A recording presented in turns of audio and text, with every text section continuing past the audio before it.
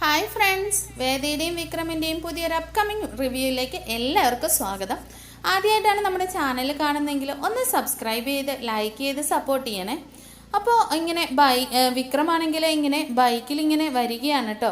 അപ്പോഴേക്കും വിക്രമിനെ ഇങ്ങനെ എന്തോ ആരോ പുറകിലിരുന്ന് വിളിക്കുന്നത് പോലെ തോന്നാം കേട്ടോ. അപ്പോൾ എന്തോ എന്ന് വിളി കേൾക്കുന്നുണ്ട്. നീ എന്താ ഇങ്ങനെ അന്തിച്ച് നോക്കിക്കൊണ്ടിരിക്കുന്ന വിക്രം ഇങ്ങനെ പറയുന്നുണ്ട് കേട്ടോ. എന്നിട്ട് തിരിഞ്ഞ് നോക്കുന്നുണ്ട്, ബൈക്കിൻ്റെ പുറകിലേക്ക് തിരിഞ്ഞു നോക്കുന്നുണ്ട്. അപ്പോഴാണ് വിക്രമിന് മനസ്സിലാകുന്നത് ബൈക്കിന് പുറകിൽ ആരുമില്ല, തനിക്ക് തോന്നിയതാണ് എന്ന്. വിക്രം ഉടനെ ബൈക്ക് നിർത്തുന്നുണ്ട് കേട്ടോ. എന്നിട്ട് പറയുന്നുണ്ട്, അവൾ എൻ്റെ കൂടെ ഉണ്ടെന്നാണല്ലോ ഞാൻ കരുതിയത്.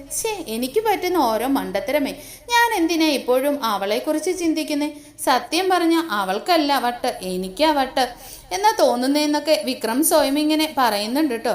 എനിക്ക് കാര്യമായിട്ട് എന്തോ സംഭവിച്ചിട്ടുണ്ട്. ഇനി ആ വേതാളം എനിക്ക് ചായയിൽ പൊടിവെള്ളം കലക്കി തന്നിട്ടുണ്ടോ? എൻ്റെ മനസ്സ് മാറ്റാനായിട്ട് പറയാൻ പറ്റില്ല. അവൾ അതും ചെയ്യും, അതിനപ്പുറവും ചെയ്യും. ഞാൻ എന്തിനാ ഇതൊക്കെ ആലോചിക്കുന്നേ എന്നും പറഞ്ഞ് വിക്രം വീണ്ടും ബൈക്ക് ഓടിച്ചുകൊണ്ട് പോകുന്നുണ്ട് കേട്ടോ. പെട്ടെന്ന് രാധ വന്ന് ഓട്ടോയിൽ വന്നിട്ട് വിക്രമിൻ്റെ ബൈക്കിൻ്റെ ഫ്രണ്ടിൽ കൊണ്ടുവന്ന് നിർത്തുന്നുണ്ട് കേട്ടോ. വിക്രമിന് ഇത് കണ്ട് ദേഷ്യം വരുന്നുണ്ട്. രാധ ദേഷ്യത്തിൽ വിക്രമിൻ്റെ അടുത്തോട്ട് വരുക. അപ്പോഴേക്കും വിക്രം ബൈക്കിൽ നിന്ന് ഇറങ്ങുന്നുണ്ട് കേട്ടോ. എന്നിട്ട് ചോദിക്കുന്നുണ്ട്, എടി നീ ചാവാനായിട്ട് ഇറങ്ങിയിരിക്കുകയാണോ റോഡിലേക്കെന്ന് ചോദിക്കുമ്പോഴത്തേക്കിന്, ഹലോ, എന്നെ കൊല വിളിക്കാനാണോ? നീ എന്തിനാ ബൈക്കിൻ്റെ ഫ്രണ്ടിൽ കൊണ്ട് ഓട്ടോ നിർത്തിയത്? എന്താ നിനക്ക് വേണ്ടത്? എന്തിനാ നീ ഇപ്പോൾ എന്നെ ഇങ്ങനെ ശല്യം ചെയ്തുകൊണ്ട് നടക്കുന്നേ? എന്താ നിന്റെ ഉദ്ദേശം? അത് എന്നൊക്കെ രാധയോടായിട്ട് ഇങ്ങനെ വിക്രം പറയുന്നുണ്ട് കേട്ടോ. അപ്പോൾ എനിക്കൊരു കാര്യം അറിയണം, സീരിയസ് ആയിട്ട് ചോദിക്കുക. ഇത് കളിയല്ല. ഇത്രയും കാലം ഞാൻ നിന്റെ പിറകെ നടന്നു. നിനക്കതൊക്കെ കളിയായിട്ട് തോന്നിയിട്ടുണ്ടാവും. പക്ഷേ എനിക്ക് അങ്ങനെയല്ല. ഈ നിമിഷം വരെ നീ എന്നോട് ഇഷ്ടമാണെന്ന് ഒരു വാക്ക് പറഞ്ഞിട്ടില്ല. ഞാൻ നിന്റെ പുറകെ നടന്നതല്ലാതെ എനിക്കറിയണം. വിക്രം, നീ സത്യം പറ, നിനക്ക് എപ്പോഴെങ്കിലും ഒരു തരം ഇഷ്ടം എന്നോട് തോന്നിയിട്ടുണ്ടോ? എനിക്കറിയണം വിക്രം. ഇനി വിഡ്ഢിയായി നടക്കാൻ എനിക്ക് പറ്റില്ല. നീ ഒരു പെണ്ണിന്റെ കഴുത്തിൽ താലി കെട്ടിയെന്ന് അറിഞ്ഞിട്ടും നിന്റെ ഇഷ്ടത്തോടെ അല്ല അതൊന്നും സംഭവിച്ചതെന്നും എനിക്കറിയാം. പക്ഷെ അതൊന്നും ഞാൻ കാര്യമാക്കുന്നേ ഇല്ല. എനിക്കറിയാം നിന്റെ മനസ്സിൽ അവളില്ല എന്ന്. അവളാ നിന്റെ പുറകെ നടക്കുന്നത്, ഇങ്ങനെ തൂങ്ങിക്കൊണ്ട് നടക്കുന്നത്. അത് പോട്ടെ, പക്ഷേ എനിക്ക് ഒന്നേ അറിയാനുള്ളൂ. നീ പറ വിക്രം, സീരിയസ് ആയിട്ട് ചോദിക്കുക. നിനക്ക് എപ്പോഴെങ്കിലും എന്നോട് ഇത്തിരി ഇഷ്ടം തോന്നിയിട്ടുണ്ടോ? ഇത് കേട്ട് വിക്രം മിണ്ടാതെ നിൽക്കുക കേട്ടോ. അപ്പോൾ ചോദിക്കുന്നുണ്ട്, നീ പറഞ്ഞേ പറ്റൂ. നീ ഇതുവരെ ഇതിനെക്കുറിച്ച് ഒരക്ഷരം നീ പറഞ്ഞിട്ടില്ല. എന്നോട് ദേഷ്യപ്പെടുമ്പോഴെല്ലാം നിനക്ക് എന്നോട് ഇഷ്ടമുണ്ടാകും എന്ന് ഞാൻ കരുതുന്നുണ്ട്. പറയൂ വിക്രം, എനിക്കറിയണം. നിന്റെ നാവിൽ നിന്ന് തന്നെ എനിക്കത് കേൾക്കണം. അപ്പോൾ വിക്രം പറയുന്നുണ്ട് കേട്ടോ, രാധേ, എനിക്ക് നിന്നെ മനസ്സിലാക്കാൻ പറ്റുന്നുണ്ട്. പക്ഷെ നീ കരുതും പോലെ എനിക്ക് നിന്നോട് അങ്ങനെ ഒരു ഇഷ്ടം ഇതുവരെ തോന്നിയിട്ടില്ല. എൻ്റെ ഒരു കുഞ്ഞനുജത്തിയെ പോലെ മാത്രമേ ഞാൻ ചിന്തിച്ചിട്ടുള്ളൂ നിന്നെ. പക്ഷെ നീ എന്നോട് ആ ഇഷ്ടമല്ല കാണിക്കുന്നതെന്ന് എനിക്ക് മനസ്സിലായപ്പോൾ പലതവണ ഞാൻ നിന്നോട് പറയണമെന്ന് വിചാരിച്ചതാണ്. പക്ഷെ നീ അതിനെ അനുവദിച്ചില്ല. അതാ സത്യം. എനിക്ക് ആ മനസ്സോടെ നിന്നെ കാണാൻ പറ്റില്ല രാധേ. നീ ഒന്ന് മനസ്സിലാക്ക് പ്ലീസ്. രാധ അപ്പോൾ നെഞ്ചു തകർന്ന വേദനയോടെ എല്ലാം കേട്ട് നിൽക്കുക കേട്ടോ. എന്നിട്ട് രാധ പറയുന്നുണ്ട്, അതേ വിക്രം, ഇങ്ങനെയൊന്നും പറയണ്ട. എനിക്കെല്ലാം മനസ്സിലായി. പക്ഷേ എന്നോട് നിനക്ക് നേരത്തെ പറയാമായിരുന്നു ഒരു വാക്ക്. ഇത്രയും നാൾ പുറകെ നടന്നപ്പോൾ അപ്പോൾ ഒന്നും നിനക്ക് എന്നോട് പറയാൻ തോന്നിയില്ല. ഇത് ഞാനിപ്പോൾ ചോദിച്ചപ്പോഴാണോ നീ പറയുന്നത്? നന്നായി വിക്രം, നീ എൻ്റെ ജീവിതം വെച്ച് തന്നെയാണ് നീ കളിക്കുന്നത്. അപ്പോൾ വിക്രം പറയുന്നുണ്ട്, ഞാൻ പലപ്പോഴും നിന്നോട് പറയാൻ ശ്രമിച്ചതാ.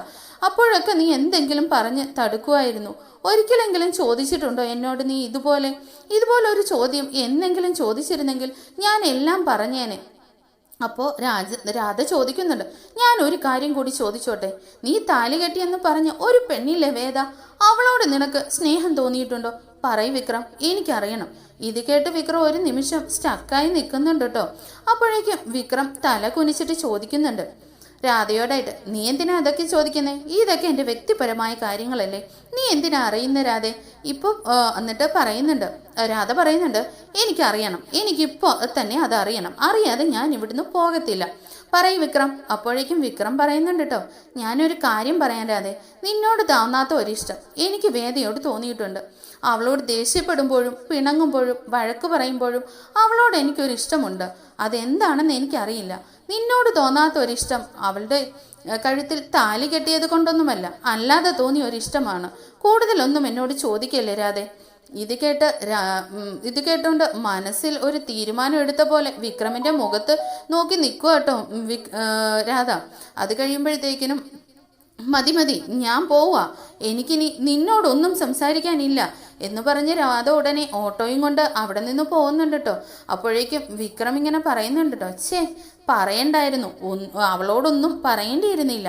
അവളിനി എന്തായിരിക്കും പറയുക, അവളിനി എല്ലാവരോടും കൊട്ടിക്കോഴിച്ചുകൊണ്ട് നടക്കുമോ എന്നിങ്ങനെ മനസ്സിൽ വിചാരിച്ചുകൊണ്ട് ബൈക്കിൽ കയറി പോകുന്നുണ്ട് കേട്ടോ വിക്രം. അങ്ങനെ ബൈക്കും കൊണ്ട് നേരെ പോകുന്നത് വർക്ക്ഷോപ്പിലോട്ടാ. അവിടെ ചെന്നപ്പോൾ ഫ്രണ്ട്സ് പറയുന്നുണ്ട്, ഓ വന്നോ പുതുമണവാളെ, നിന്നെ കാത്തിരിക്കുകയായിരുന്നു, വാ പറയട്ടെ. ആ പട്ടയ വിതരണ മേളയിലെ എല്ലാവരും നിന്നെക്കുറിച്ചായിരുന്നു ചർച്ച, നിന്നെയും നിന്റെ ഭാര്യയും കുറിച്ച്. എവിടുന്ന് ഇവൻ ഇങ്ങനെ ഒരു പെണ്ണിനെ കിട്ടി, നല്ല സുന്ദരി കുട്ടിയാണ് എന്നൊക്കെ അവിടെ ചർച്ച. വല്ലതും നീ കേട്ടോ? ഇത് കേട്ട് വിക്രം പറയുന്നുണ്ട്, നിങ്ങൾക്ക് പറയാൻ വേറെ ഒന്നുമില്ലേ, എപ്പോഴും ഒരു വേതാളം, കേട്ട് മടുത്തു. അപ്പോഴേക്കും ഫ്രണ്ട്സ് ചോദിക്കുന്നുണ്ട് കേട്ടോ, എന്താ വിക്രം, വേതാളോ? ആ, അവൾക്ക് ഞാൻ ഇട്ട പേരാ വേതാളം. ഇത് കേട്ട് എല്ലാവരും ചിരിക്കുന്നുണ്ട് കേട്ടോ. ഇത് കേട്ട് ദേഷ്യം വന്നിട്ട് വിക്രം വീണ്ടും പോവാട്ടോ ബൈക്ക് എടുത്തോണ്ട്. നേരെ വീട്ടിലോട്ടാട്ടോ വിക്രം പോകുന്നത്. വിക്രമിനോട് കമല ചോദിക്കുന്നുണ്ട്, എന്തായി മോനെ, എന്തായി അവിടുത്തെ കാര്യങ്ങൾ, എല്ലാം നല്ല രീതി നടന്നോ? നിനക്ക് ഞാൻ ചോറെടുക്കട്ടെ എന്നൊക്കെ കമല ചോദിക്കുമ്പോഴേക്കും വിക്രം പറയുന്നുണ്ട്, ആ അമ്മേ, എനിക്ക് നന്നായി വിശക്കുന്നുണ്ട്. കമല പറയുന്നുണ്ട് കേട്ടോ, ആ ഞാൻ ഇപ്പോൾ ചോറെടുക്കാം മോനെ, മോൻ വാ എന്ന് പറഞ്ഞ് വിക്രം അകത്തോട്ട് പോകുമ്പോഴേക്കും വേദയെ അവിടെ കാണുന്നില്ല. വിക്രം പറയുന്നുണ്ട്, ഈ വേദ എങ്ങോട്ട് പോയി? അല്ലെങ്കിൽ ഫ്രണ്ടിൽ തന്നെ കാണുമല്ലോ, ഇനി അടുത്ത് എന്ത് പണി ഒപ്പിക്കാൻ പോയതാ? എന്തോ എവിടെയെങ്കിലും കറങ്ങി നടക്കുന്നുണ്ടാവും, വേറെ ജോലിയൊന്നും ഇല്ലല്ലോ. വിക്രം ചോറ് കഴിക്കാതിരിക്കുക കേട്ടോ. വിക്രമിന് ചോറ് കൊണ്ട് കൊടുക്കുന്നുണ്ട്. എത്തി നോക്കുമ്പോൾ അത് വേദയാണ്. അപ്പോൾ വിക്രം ചോദിക്കുന്നുണ്ട്, നിന്നോടാരടി ചോറെടുക്കാൻ പറഞ്ഞ്? അപ്പോൾ ഞാൻ അമ്മയോടല്ലേ പറഞ്ഞത്. അപ്പോൾ വേദ ചോദിക്കുന്നുണ്ട്, അമ്മ തന്നാൽ മാത്രമേ കഴിക്കുള്ളൂ, അമ്മ കുറച്ച് ജോലിയില്ല, അമ്മയെ ഇപ്പോൾ ശല്യം ചെയ്യാൻ പറ്റത്തില്ല, വേണമെങ്കിൽ എടുത്ത് കഴിക്ക്, വേദ പറയുന്നുണ്ട് കേട്ടോ. അപ്പോഴേക്കും ശല്യം എന്ന് വിക്രം ഇങ്ങനെ പറയാണ്. മനസ്സമാധാനമായിട്ട് കഴിക്കാൻ പോലും സമ്മതിക്കില്ല, എവിടെ പോയാലും വലിഞ്ഞു കയറി വന്നോളൂ. അപ്പോൾ വേദ പറയുന്നുണ്ട്, ആ വലിഞ്ഞു കയറി തന്നെ വരും, നിങ്ങൾ എൻ്റെ ഭർത്താവല്ലേ, അപ്പോൾ എനിക്ക് എവിടെയും വരാമല്ലോ, എവിടെയും സ്വാതന്ത്ര്യമുണ്ട്, എനിക്ക് നിങ്ങളുടെ ബെഡ്റൂമിലും സ്വാതന്ത്ര്യമുണ്ട്. എന്താ ഞാൻ പറഞ്ഞത് ശരിയല്ലേ? അപ്പോൾ വിക്രം പറയുന്നുണ്ട്, അയ്യോ നിന്റെ മോഹം കൊള്ളാലോ, എൻ്റെ റൂമിൽ കാല് കുത്തിപ്പോകല്ലേ, ആ മോഹം ഒരിക്കലും നടക്കാൻ പോകുന്നില്ല, അത് സ്വപ്നം കണ്ടിരുന്നോ നീ? ഇവിടെ വല്ല വീട്ടുജോലിയും കഴിഞ്ഞ് ഇങ്ങനെ ജീവിച്ചോ? അത് കഴിയുമ്പോഴേ നിനക്ക് മടുത്തെന്ന് തോന്നുമ്പോൾ നീ നിന്റെ വീട്ടിലേക്ക് തന്നെ തിരിച്ചു പോക്കോ. അപ്പോഴേക്കും വിക്രം പറയുന്നുണ്ട്, ഇങ്ങനെ വിക്രം പറയുമ്പോഴത്തേക്കിനും വേദ പറയുന്നുണ്ട്, ഞാൻ അങ്ങനെ പോകത്തുമില്ല, എങ്കിൽ പിന്നെ എനിക്ക് ഞാൻ പോയി ഒന്നും മുഖം നടക്കില്ല എന്ന് പറഞ്ഞ് ചോറ് കഴിക്കാൻ നോക്ക്, എനിക്ക് കുറച്ച് ജോലി ഉണ്ടെന്ന് പറഞ്ഞിട്ട് സംസാരിച്ചുകൊണ്ട് നിൽക്കുക കേട്ടോ. എന്നിട്ട് വേദ അവിടെ നിന്ന് പോകുന്നുണ്ട്. അപ്പോഴേക്കും നന്ദിനി വിക്രമിൻ്റെ അടുത്തേക്ക് വരുന്നുണ്ട്. വിക്രമിൻ്റെ അടുത്ത് വന്നിട്ട് നന്ദിനി പറഞ്ഞു കൊടുക്കുന്നുണ്ട്, വിക്രം നീ ഇതിനെ അനുവദിച്ച് കൊടുക്കല്ലേ, അവൾ നിന്നെ ഭരിക്കാനുള്ള ശ്രമം, നീ എന്തിനാ അവളെ പിടിച്ചു നിർത്തിയേക്കുന്നേ? അവളെ അവളുടെ വീട്ടിൽ കൊണ്ടുപോയി വിട് വിക്രം, അച്ഛൻ അവളെ കണ്ണെടുത്തൽ കണ്ടുകൂടാ. നീ ഇതിൻ്റെ പേരിൽ വീണ്ടും ഒരു വഴക്കുണ്ടാക്കിയ നിനക്കറിയാലോ, അവള് പ്രശ്നക്കാരിയാ. ഇവൾ ഈ വീട്ടിലെ വന്നിട്ട് എന്തെല്ലാം പ്രശ്നങ്ങൾ ഉണ്ടാക്കിയെന്ന് നിനക്കറിയാലോ. ഇനി ഇവളെ ഇവിടെ നിർത്തിയ നിനക്ക് തന്നെ ആപത്ത്, അതോർത്തോ. നീ എല്ലാവരുടെയും കയ്യിലെടുക്കാനുള്ള ശ്രമം അവളുടേത്, എൻ്റെയും അമ്മയുടെയും മനസ്സ് വരെ മാറ്റിക്കഴിഞ്ഞു. നിനക്കിതുവരെ മനസ്സിലായില്ല വിക്രം. പക്ഷെ അവളുടെ മുഖത്ത് അവളുടെ കളി എൻ്റെ അടുത്ത് നടക്കില്ല എന്ന് എനിക്ക് നന്നായിട്ട് അറിയാം. അതുകൊണ്ട് അവള് എൻ്റെ അടുത്ത് കൂടുതൽ അടവിനൊന്നും വരത്തില്ല എന്നിങ്ങനെ പറയുന്നുണ്ട് കേട്ടോ നന്ദിനി. അപ്പോഴേക്കും ഇനി എന്തെങ്കിലും ബുദ്ധിപൂർവ്വം ചിന്തിക്ക്, അതാ നിനക്ക് നല്ലത് എന്നും പറഞ്ഞിട്ട് നന്ദിനി അവിടെ നിന്നുകൊണ്ട് പോകുന്നുണ്ട് കേട്ടോ. വിക്രം ഇതൊന്നും മൈൻഡ് ചെയ്യുന്നേ ഇല്ല. ചോറ് കഴിച്ചുകൊണ്ടിരിക്കുക കേട്ടോ. വിക്രം കൈ കഴുകി റൂമിലോട്ട് പോകാൻ നിൽക്കുന്ന സമയത്ത് വിക്രമിനോട് കമലാമ്മ പറയുന്നുണ്ട്, രാധയ്ക്ക് എന്തോ പറ്റിയെന്ന്, ഹോസ്പിറ്റലിലാണെന്ന് പറയുന്നത് കേട്ടു. എന്താണെന്നറിയില്ല മോനെ, നീ അവളെ കണ്ടായിരുന്നോ എന്ന് വിക്രമിനോട് ചോദിക്കുമ്പോഴത്തേക്കിനും വിക്രം ഇങ്ങനെ ഞെട്ടിപ്പോകുന്നുണ്ട് കേട്ടോ. ഇത് കേട്ട് ഇത് വേദയും ശ്രദ്ധിക്കുന്നുണ്ട്.